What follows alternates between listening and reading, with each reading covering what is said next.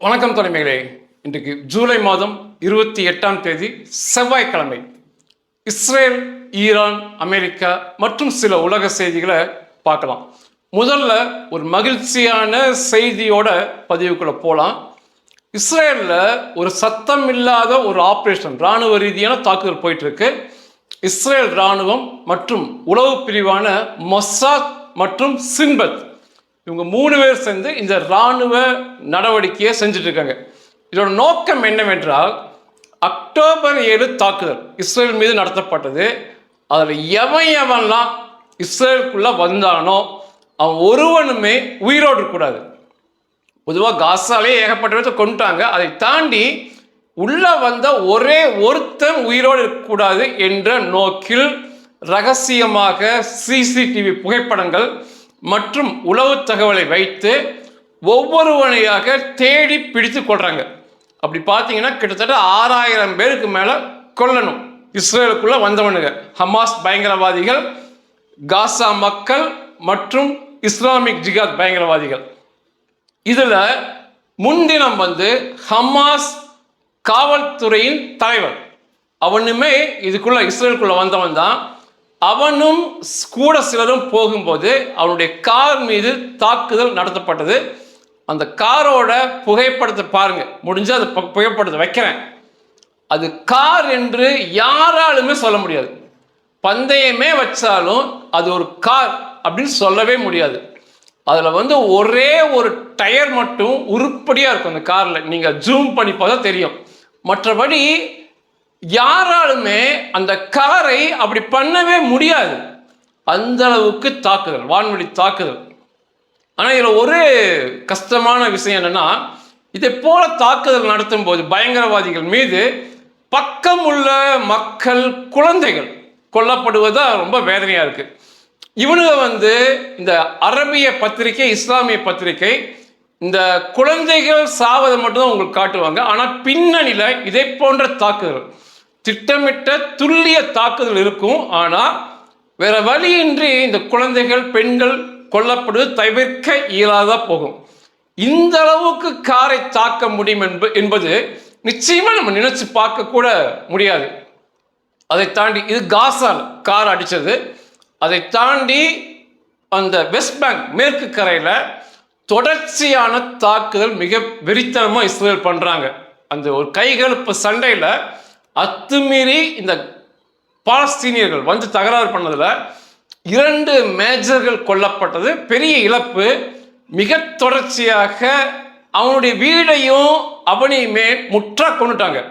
சம்பவம் நடந்த உடனேயே பழிக்கு பழியா உடனே அவனுடைய வீடுகளை இடித்து அவனோட குடும்பத்தையோடு அவனை கொண்டுட்டாங்க. என்றாலுமே அந்த வெறி தீராம இதுதான் சாக்கு என்று சொல்லி அந்த மேற்கு கரையும் கைப்பற்றும் முயற்சியில் தீவிரமாக அங்குள்ள வீடுகளை தரைமட்டமாயிட்டு இருக்காங்க. வெடிகுண்டு போட்டு இடிக்கல, இந்த முறை புல்டோசர்களை கொண்டு போய் அந்த வீடுகளை இடித்து தரைமட்டமாயிட்டு இருக்காங்க. எண்ணற்ற வீடுகள் தரைமட்டமாக்கி காசாவை போல் மண்மேடு ஆகி கொண்டிருக்கிறது வெஸ்ட் பேங்க்.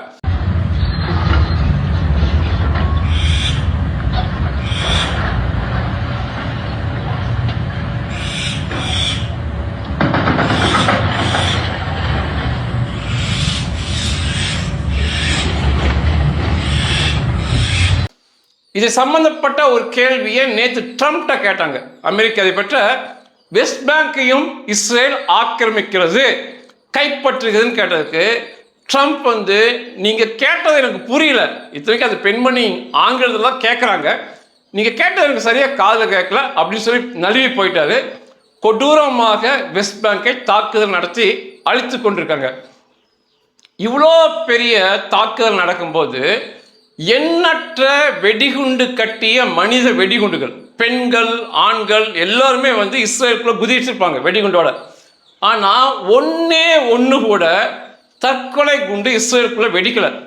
அப்போ இது என்ன இஸ்ரேலுக்கு காட்டுது அப்படின்னா, இவனுக்கு வீடெல்லாம் இடித்து தரைமட்டமாக்கி மண்மேடாக்கி இவனை வாழ வழியெல்லாம் பண்ணாதான் இவன் சொன்ன பேச்சு கேட்பான், இல்லைன்னா குண்டை கட்டி குதிப்பான்னு சொல்லி இது காட்டுது காசாவுடைய பேரழிவு. அதனால தொடர்ச்சியாக இந்த வெஸ்ட் பேங்க் இப்பொழுது கைப்பற்றப்பட்டு வீடுகள் இடிக்கப்படுது. நீங்க இன்னொன்னையும் பார்க்கலாம். காசாவுடைய பேரழிவு உலகமே பார்த்துருச்சு. அனைத்து அரபிய இஸ்லாமிய பயங்கரவாதிகளுக்கு அது ஒரு பாடம். இவன் இந்த வெஸ்ட் பேங்க்ல பக்கத்திலிருந்து பார்க்குறான். நம்மளாவது தூரமாக இருந்து பார்க்குறோம், இவன் பக்கத்திலிருந்து பார்த்துக்கிட்டு இவ்வளோ பெரிய பேரழிவை பார்த்த பிறகும் தேவையே இல்லாமல் இஸ்ரேல் கூட கை சண்டைக்கு போகிறது, கத்தியை தூக்கிட்டு போகிறது, கார் விட்டு ஏற்றி கொள்வதுங்க போது அந்த மூளை கெட்டவர்கள் இவங்களுக்கு அறிவே இல்லைங்கிறது புரிய வரும். காசாவை பார்த்து இவங்க திருந்திருக்கணும்.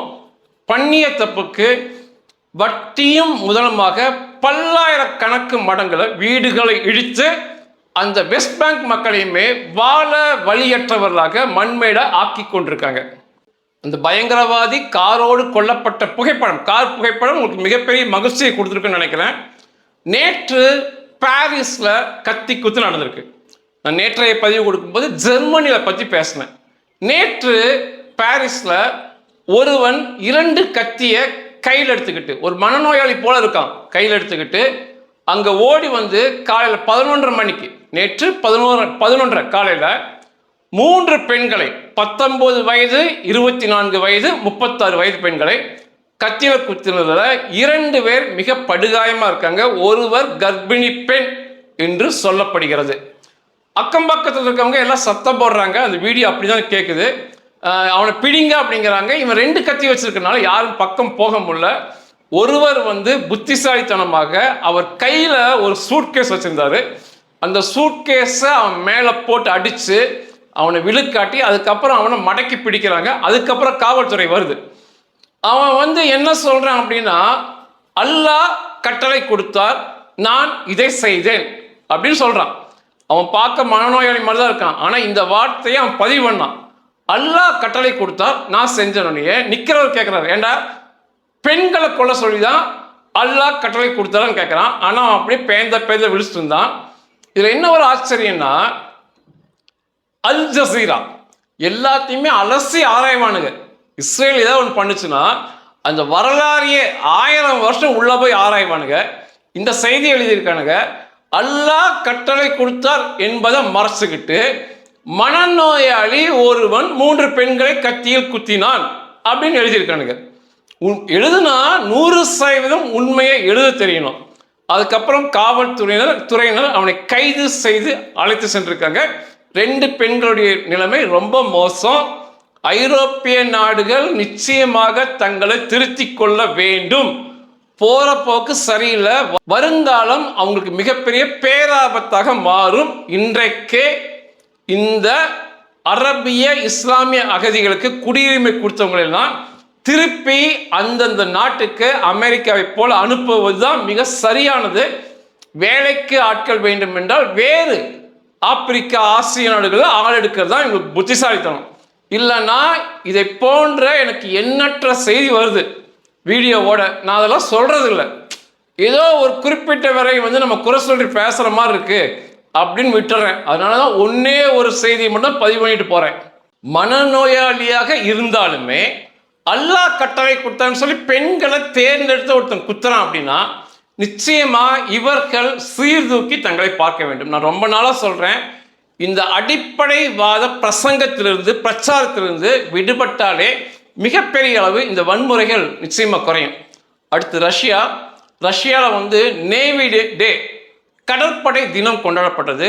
பிரம்மாண்டமான முறையில் முதல்ல கொண்டாடுவாங்க. முதல்லாம் இப்பொழுது ஒரு புகைப்படத்தை வரைந்து அதற்கு முன்னால் அந்த ரஷ்ய இராணுவ வீரர்கள் நின்று அங்கே வந்து புட்டின் சல்யூட் பண்ணுவது வந்து நிச்சயமாகவே ரஷ்யாவுடைய பரிதாப நிலையை கண் முன்னால் காட்டுது.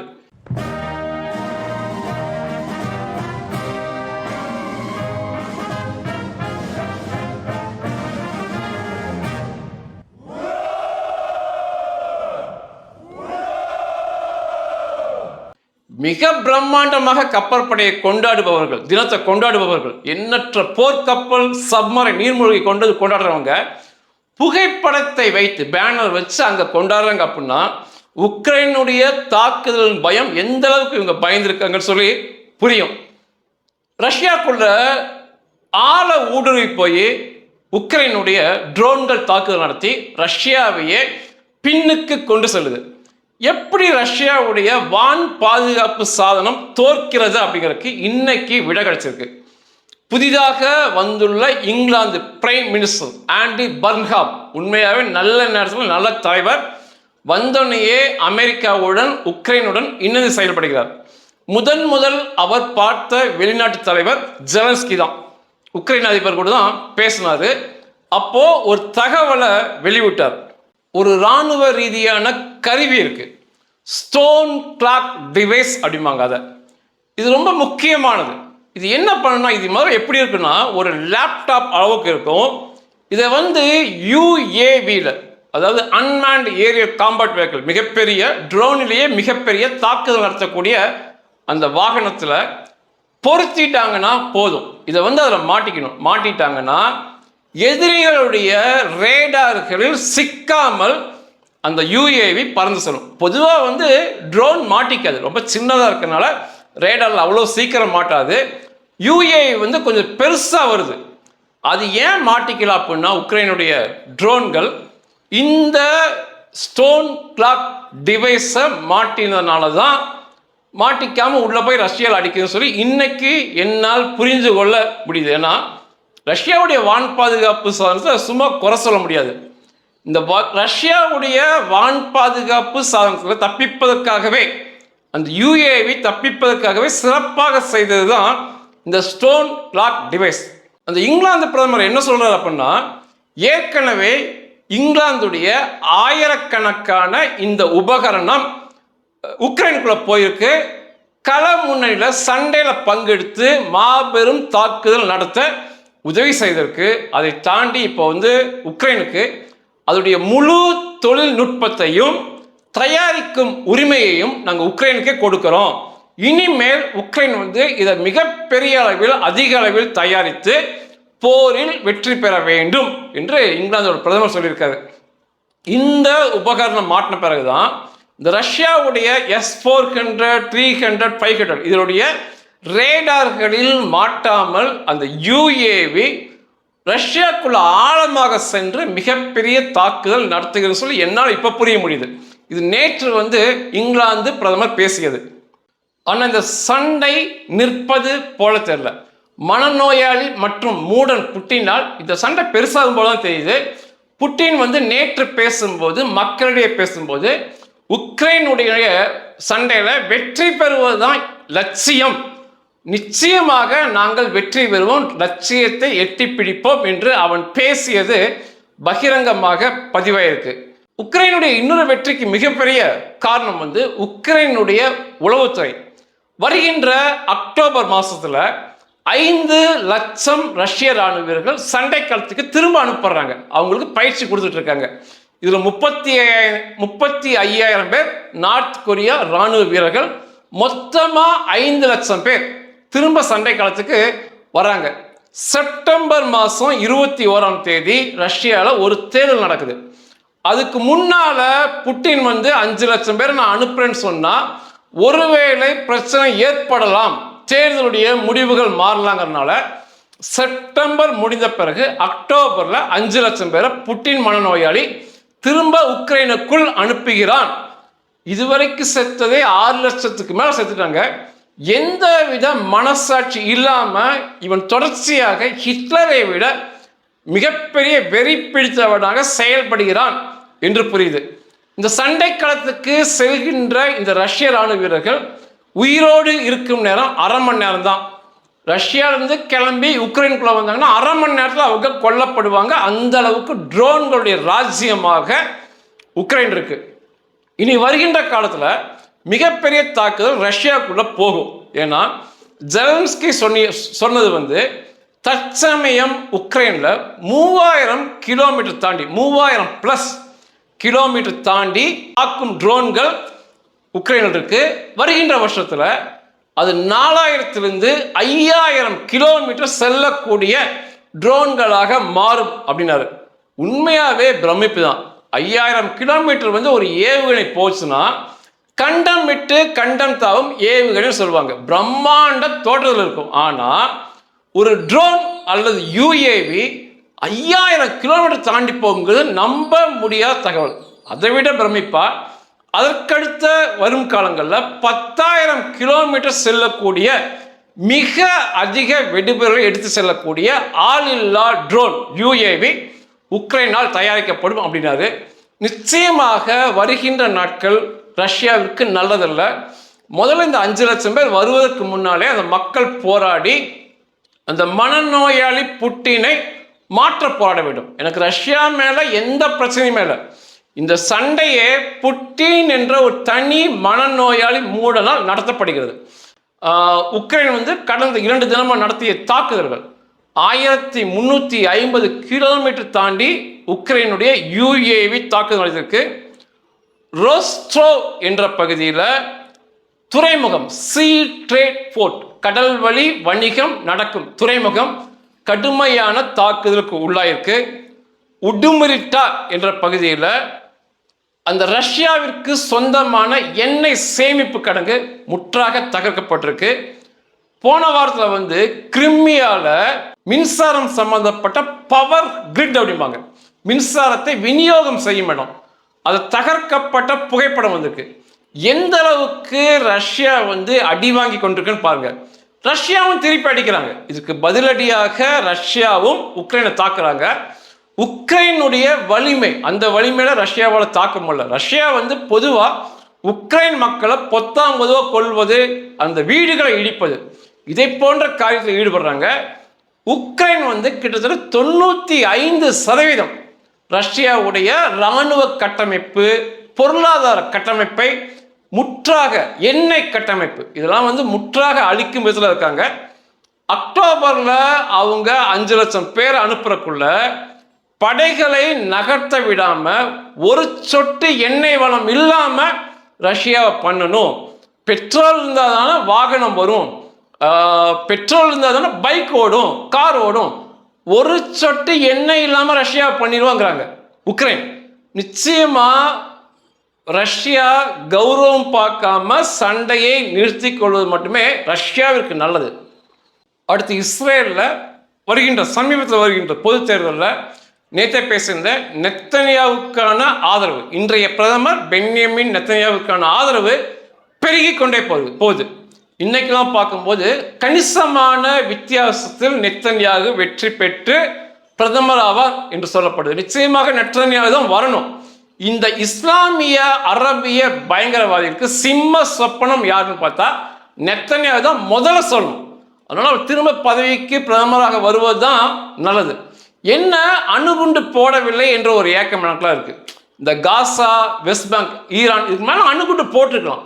குறிப்பாக காசா மேலே நிச்சயமாக போட்டு, இந்த மேற்கு கரை மேலே, வெஸ்ட் பேங்க் மேலே அணுகுண்டுகளை போட்டு அங்கே யாருமே இல்லாத மாதிரி பண்ணி முழுக்க இஸ்ரேலுக்கு சொந்தமாக்கணும். அதுதான் நியதியும் கூட.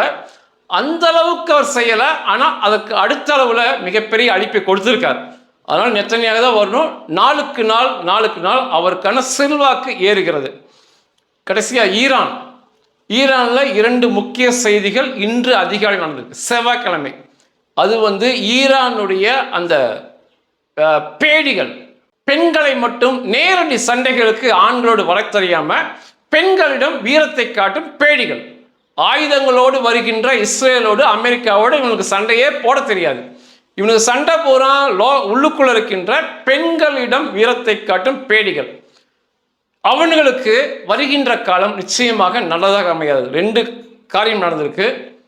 ஈராக்கில் உள்ள, அதாவது வடக்கு ஈராக்ல குர்திஸ்தான் ஆட்சிக்கு உட்பட்ட பகுதி ஈராக் தான். ஆனால் அந்த நார்தன் ஈராக்ல குர்திஸ்தான் போராளி அமைப்புகள் கிட்டத்தட்ட ஒரு சுயாட்சி மாநிலம் போல் நடத்திக்கிட்டு இருக்காங்க. அந்த பகுதியில் இன்னைக்கு அதிகாலையில் கடுமையான தாக்குதலை ஈரான் மேற்கொண்டுள்ளது. கிட்டத்தட்ட 10க்கு மேற்பட்ட ட்ரோன்கள் மிக கடுமையான தாக்குதல் நடத்தி சேதத்தை கொடுத்துருக்கு. சேத விவரம் இன்னைக்கு மாலை தெரியும். ஏன்னா இன்னைக்கு காலை நடந்த பிரச்சனை அது. அவங்க ஒரு கண்ணியம் காத்தாங்க. அந்த குர்திஸ்தான் போராளிகள் இந்த சண்டையை பயன்படுத்தி அவர்களுடைய போராளிகளை ஈரானுக்குள்ள அனுப்பல. அவங்க இந்த சண்டையில் கலந்து கொள்ளவே இல்லை. ஆனால் தேவையே இல்லாமல் இந்த மூடர் கூடம் ஈரான் இந்த காலில் தேவையில்லாமல் தாக்குதல் நடத்தியிருக்காங்க.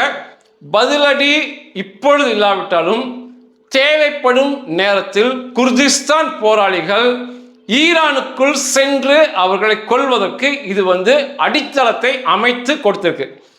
இஸ்பாகான் பகுதியில் இன்றைக்கு அதிகாலை இருளான சூழல்ல 3 பேரை பொது வெளியில் தூக்கிலிடப்பட்டு இன்னைக்கு பண்ணியிருக்காங்க. ஒரு சிறிய அளவு போராட்டத்தை ஈரானுக்குள் அது கொடுத்திருக்கு. அதாவது ஒரு கம்பி வேலி போட்டிருக்கானுங்க. ஒரு மைதானத்துக்குள்ள கம்பி வேலி தாண்டி உள்ள யாரும் போக முடியாது. ஒரு 10 அடிக்கு மேல உயரமா இருக்கு கம்பி வேலி. ஆனா பார்க்கலாம் உள்ள நடக்கிறத. அங்க அந்த இருள் சூழல்ல 3 பேரை பொதுவாக தூக்கில் தொங்க விடும் அந்த ஆரம்ப கட்ட காட்சிகள் வீடியோ இருக்கு, பார்த்தா புரியும். மேலும் தூக்கிலிடும் போது அந்த பகுதிக்குள்ள எந்த மக்களும் போக முடியாத வண்ணம் இருண்ட சக்கர வாகனத்துல இப்படி பன்றிகளை போல சுத்துவது தான் பாஜீஸ் துணை இராணுவ பிரிவு. அவனுக்கு அடையாளமே 2 சக்கர வாகனத்தில் வருவானுங்க, 2 பேர் இருப்பானுங்க, நவீன இயந்திர துப்பாக்கி வச்சிருப்பானுங்க. பொதுமக்களை பன்றி போல பெண்களை மிரட்டுவதுதான் இவங்களோட வேலை.